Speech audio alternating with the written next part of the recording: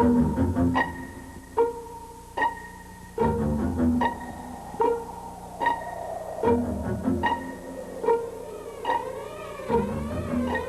can happen anywhere, and it does, usually in the same way. Moist, warm air from the south overruns cold air from the north. The warm air is forced aloft, and a thunderstorm forms.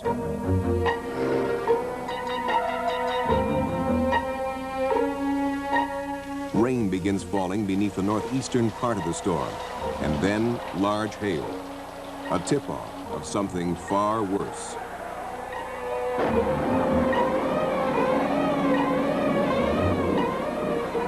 At the southwest edge of the storm, almost always at that place, a dark, low-hanging cloud begins to churn. Out of it suddenly comes something frightening, a tornado funnel. Abruptly it touches down, spinning at more than 200 miles an hour, moving, growing, scooping up debris. Sometimes there is one funnel, sometimes several. Sometimes funnels are obscured by rain or darkness. Tornadoes may appear as transparent dust clouds, thin gray ropes, or black, wide-mouthed monsters.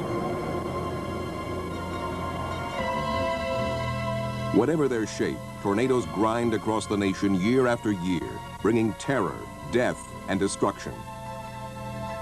Since 1950, NOAA records show tornadoes have struck every state in the Union, killing thousands and injuring more than 100,000.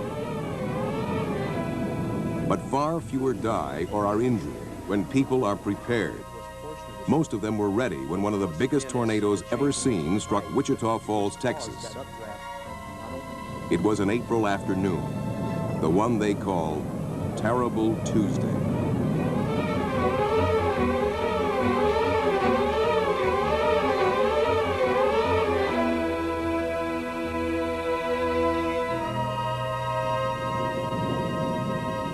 We'd had tornado warnings all afternoon, and we were headed to the mall, and we just did not think that a tornado was going to hit where we were.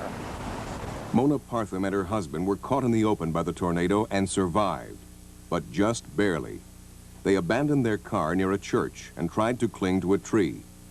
I remember spinning around the tree, and the next thing I know, we were sitting up on the curb. A gentleman at a pickup passed us, and I happened to raise my hand up. And he stopped, and he and another gentleman from the ravine helped us into the pickup, took us to the hospital, where they amputated my right leg below the knee. A couple of weeks later, I was flown to a Dallas hospital, where they amputated my left leg above the knee. James Montgomery was luckier. I got up to speeds of 70 to 75 miles an hour in my station wagon, and as I crested the hill, I realized that the tornado was still immediately behind me, and I was not gaining any distance at all. Realizing that I could not outrun it, I started looking for some type of protection, either the culvert, or about that time I thought of the wedge shape up underneath the overpass as a possible source of protection. We ran to the paved area underneath the overpass and started running up toward the wedge, and by that time the wind was so strong that I just spread eagle on the concrete to create the lowest profile. I immediately looked out from under the overpass and saw the National Guard Armory completely disintegrate. And when the winds finally subsided, all the cars that had pulled in and parked under the overpass had been blown and were stacked up on one another. And I started looking for my automobile, and I found it a quarter of a mile down the expressway in this condition. Norma Wright walked outside her gift shop just as the tornado struck. She grabbed a construction scaffold and hung on. Suddenly the wind was not a wind anymore. It was a very solid force.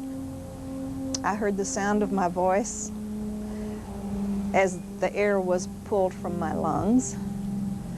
The sensations were of being pounded and hit and stabbed. It was violent. It was very, very violent. And my intention at that time was not so much to live, as it was to be able to endure whatever I had to endure until the end, whatever that was going to be. But I guess instinctively I held on to the base of that scaffolding. Injuries were severe. All 4 limbs were severely injured. My left leg was off just below the knee. My right arm was torn from elbow to wrist.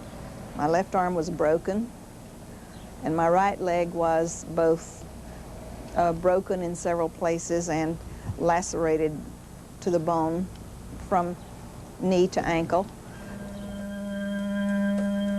Isla Benson and 6 other employees of her bank rode out the tornado in the bank's reinforced steel and concrete vault. This was the bank. They had sounded the tornado sirens that afternoon, but we really didn't pay any attention to them till I made a call home to my son, and he said, "Mom, there is a bad storm coming, so please take cover." So 7 of us employees went into the vault, and we knelt on the floor, and we could hear this roaring sound. And then all of a sudden, we just felt like we was going to explode, and our ears needed popping. So we stayed there for a while till everything got quiet, and then we got up and we looked out, and we just couldn't believe what we saw, because there the cars that were in the parking lot were now in the bank's lobby, and there was no bank left.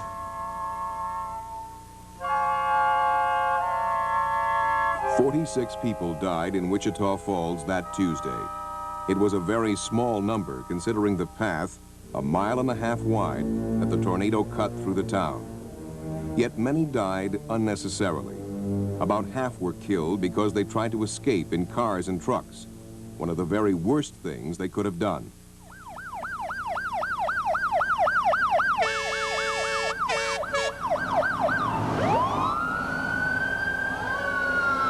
Most of the people of Wichita Falls know better. Their city has an outstanding disaster plan. Mark Wilson is the director. The city annually conducts a disaster exercise involving all of the city departments and divisions, as well as the total medical community. We have found over the years that the disaster drill has greatly enhanced our capability of dealing with a disaster.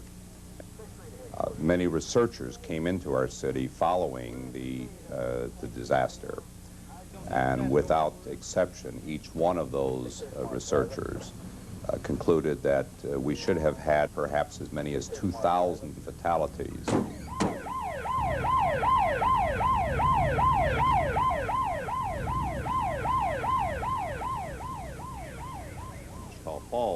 Mark Wilson reviews the city's plan with other members of his team.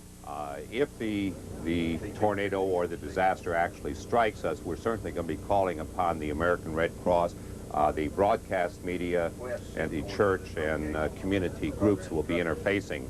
Once we've exhausted all of those resources that are available to us locally, at that time and only at that time will we then go to the State Division of Emergency Management and call upon state for their resources. Once those resources have been exhausted, then we can go to the Federal Emergency Management Agency and bring in national resources.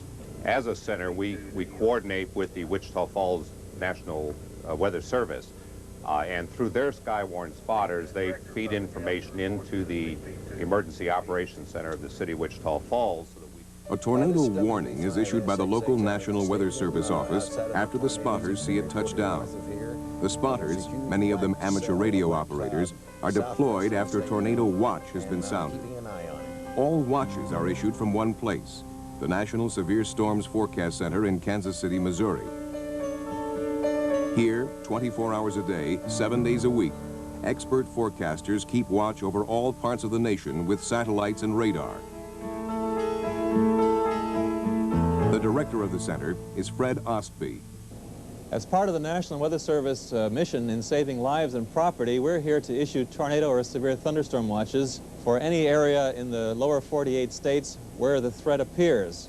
And we're looking at time periods 2 to 6 hours ahead of time before thunderstorms or even some of the thunder clouds develop. I'm looking at the western half of the United States, so we're seeing what actually is being seen from the satellite at 22,000 miles above the equator. We can also look at these satellite pictures, which we're looping back and forth over a period of about 2 hours to show the motion of the clouds, so we can see the clouds as they develop and as they move. We can also look at these clouds in the infrared spectrum, that is, by measuring the temperature of the cloud tops, we can infer how the clouds are developing and moving here. And this is very important to us because obviously at nighttime we can't look at the visible clouds, but by infrared we can follow cloud development 24 hours a day. Another important aspect of this kind of interactive computer system is that we can actually superimpose right on top of the satellite picture conventional weather data, such as sea level pressures, barometric pressures, where high and low pressure areas are, superimposed right on top of the satellite picture. The Severe Storms Forecast Center uses today's technology to monitor the nation's weather. At NOAA's National Severe Storms Laboratory in Norman, Oklahoma, Roger Brown and other professionals are developing tomorrow's technology. The National Severe Storms Laboratory here at Norman was established in order to take advantage of the severe weather that occurs in this part of the country. One relatively new piece of information is Doppler radar. Doppler radar is like a conventional radar in that it tells us where the rain is falling in storms, but it also tells us how the air is moving. On this Doppler display, we see the conventional radar reflectivity pattern that you see on regular weather radars. The colors going from the outside of the radar echo toward the yellow and dark red in the center indicates where the heavier and heavier rainfall is occurring. However, we found out from our spotters in the field that a tornado, a large tornado, was taking place at this time, but there's really no indication in the radar reflectivity pattern that a tornado is occurring, and even knowing that it's occurring, we really can't tell where it is. Now, if we look at the Doppler velocity display, we see a very pronounced signature, bright green next to bright red. That signature is an indication of that very large tornado. Radar is a strong link in the weather safety chain. Here is another link. Al Moller, a Weather Service meteorologist, visits a home in Wichita Falls to advise a family on tornado safety. Normally, he speaks to public groups rather than individual families. But a local TV station wants to produce a program on how to create a tornado safety plan at home. After looking at your house, I really think that this interior bathroom is, as you had previously noted, the best shelter within the house. The rule of thumb that we use is put as many walls between you and the tornado as you can. And this is an all-interior room. It's very small, and the smaller the room, the more protection it offers. So this is excellent shelter, and make sure you have something to cover your heads. Okay, and then of course we close the bathroom door. If the house had a basement, Moller would have chosen that as the shelter. How are you going to receive the warning? Say you're in bed at night, and the Weather Service and local emergency preparedness people do strongly recommend that you have a weather radio, which is tone alert equipped. Now, you get weather information 24 hours a day on this, especially watches and warnings, which you're interested in. If you get the tone alert feature, you don't have to have the radio on when we issue a watch or warning for the local area. But what happens when we put that warning statement on the air, we activate a beeper on the system. As you can see, it's very loud, and you won't have any trouble hearing this even in the dead of sleep in the middle of the night. Yeah. We strongly recommend that all families have it, as well as schools, businesses, industrial complexes. Classes are in session at the Ben Milam Elementary School. The school suffered heavy damage from the giant tornado, though the inside corridor remained intact. Luckily, it was spring vacation, and no one was there. Today, NOAA Weather Radio is a vital tool in school safety. This is a test of the NOAA Weather Radio warning device. Repeat, this is a test. Principal Bill Parks regularly rehearses the school's disaster plan.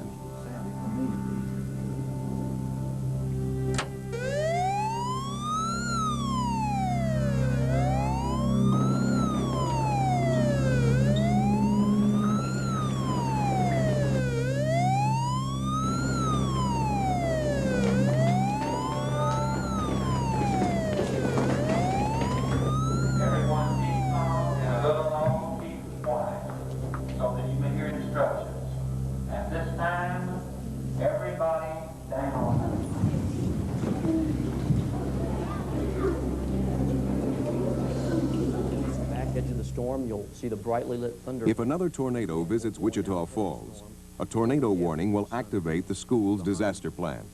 And it will most often be based on what a spotter sees. The human eye. We simply cannot do without spotters. Even in the future, when we have Doppler radars all over the country, we will not be able to do without spotters and that human element. So the machines help us a lot, but we've got to have the man-machine mix in this program to accurately get to the public what is about to happen to them. This is WB5 SXX out at the state. The man who first spotted the Tuesday tornado was Glenn Watley. Watley was assigned to the stadium. Other spotters were deployed around the city when the tornado watch was issued by the Severe Storms Forecast Center in early afternoon. Other spotters were stationed at the local weather office. All were linked by amateur radio. The media repeatedly warned residents in the 11-county area. The network of spotters came busily to life. Roger, roger, roger. Charlie and Ben are doing your reporting. Ben's driving about 50. The TV station is off the air. A few minutes later, the horror begins. Anyone in the sound of my voice, there is a tornado on the ground near the Psych Center area in Wichita Falls. Please take cover. GPO. Where's GPO? Okay, that thing looks like it's moving directly east. It's on the north side, still on the ground. Move the brake, go ahead. Golly, I'll tell you what, they've got a bad one up there. And it appears to be coming into the town, heading towards the Kell Freeway. I'm a little bit out in front of it, but I'm far enough away where I think I can zip out if I have to. I'll try to stay as close as possible. What direction and where's the location, please? Cypress and 369. Okay, Cypress and 369. It is heading along Southwest Parkway. Is that Roger? That's Roger. How long is it? 35. I'd say about 10 city blocks wide. Now, it's a big one, man.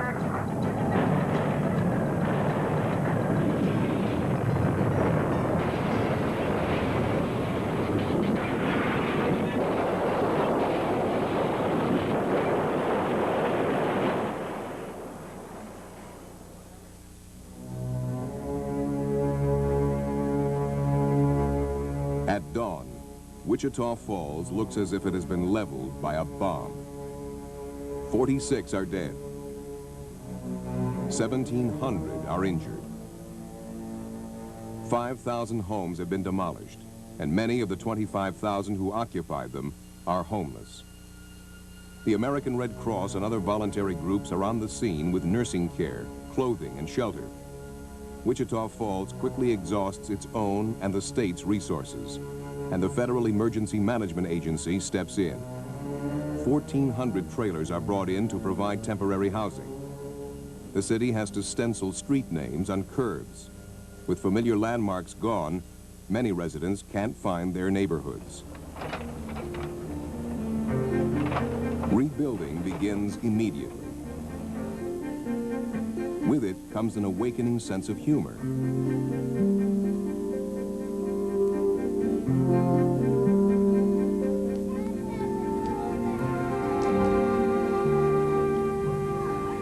Later, only a few vacant house slabs will bear witness to what happened here.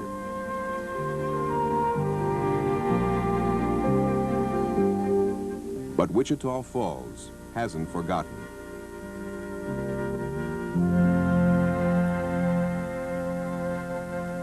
The disaster plan has been refined and strengthened. Once again, the basic do's and don'ts are presented to the public. Do have a disaster plan for the community, for schools, factories, and businesses, for the home. Listen to NOAA Weather Radio. You'll find it between 162.4 and 162.55 megahertz on the public service band. Buy a battery-powered weather band radio with a warning alarm. They're available at many department and electronics supply stores. Do take cover when the warning comes in a basement, or lacking that, in a windowless interior room. Watch for weather clues: darkening, boiling clouds, strong winds, large hail, and frequent lightning. Don't ignore warnings. Don't try to escape in a car or truck. Don't open windows or doors. Don't stay in a mobile home. Nearly half of those killed by tornadoes in recent years were in mobile homes at the time. If necessary, take shelter in a ditch or ravine. Lie flat and cover your head. Don't light matches, candles, or cigarettes when gas may be escaping in or near a damaged building. Don't enter disaster areas. Tornadoes have struck every state in the Union and will strike many again. We can't stop tornadoes from happening, but we can defend ourselves against them. To save lives and prevent injuries, all of us should learn the safety rules that saved thousands of people in Wichita Falls, Texas, on an April afternoon, the day they call Terrible Tuesday.